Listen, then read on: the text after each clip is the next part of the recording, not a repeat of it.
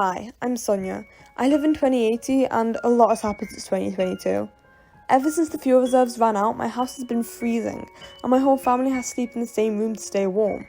The food supplies are so sparse that most of us are vegan and we can't drive anymore, so me and the kids have to wake up at 4 a.m. to make it to school on time. All the pollution means we have to wear masks, and it's also led to ice caps melting and sea levels rising. Just on the news this morning, I heard the flooding in New York has worsened.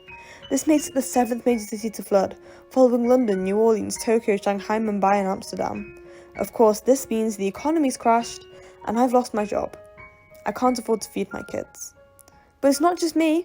Roughly 275 million other people are also in my situation, and some of these people have turned to crime to put food on the table. I just wish I could escape it all and go to the Maldives with my kids, the way my parents used to take me.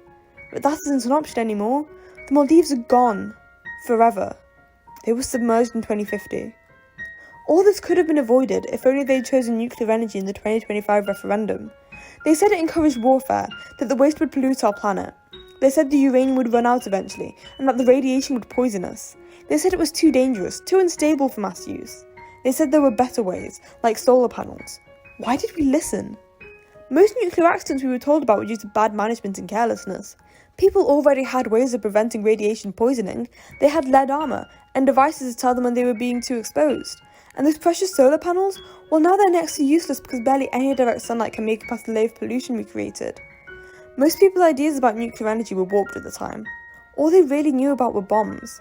But here's how it actually works. Inside atoms, there are nuclei. And in some atoms, they're unstable, so we can fire a neutron at them, causing it to split into two smaller nuclei and more neutrons, which can then go on to collide with other nuclei. The most important part about this interaction is that it releases a lot of energy, and I mean a lot. We can collide the neutrons and nuclei in a lead container, heating up water and producing steam, which turns a turbine and generates electricity. This is all done encased by a thick layer of concrete to prevent radiation from leaking out into the atmosphere, and graphite rods used to control the amount of energy produced, making the whole process safe. The other issue people had was that uranium would eventually run out, but there was so much in the world that it would last about 90 years, by which point they would have developed effective fusion, which they were already really close to. Fusion is what occurs in stars, with particles coming together to form bigger ones, and releasing a huge amount of energy with no waste. So let's start this all over again. Hi, I'm Sonia. I live in 2080, and my life is pretty great. I work in a nuclear fusion plant, so I can afford holidays like this to the Maldives with my family, and we can even go out to eat at restaurants now that the economy is better than ever. Look at the difference nuclear energy has made. Make the right decision. Thanks for watching. Make sure to like, subscribe, and remember, atoms for peace.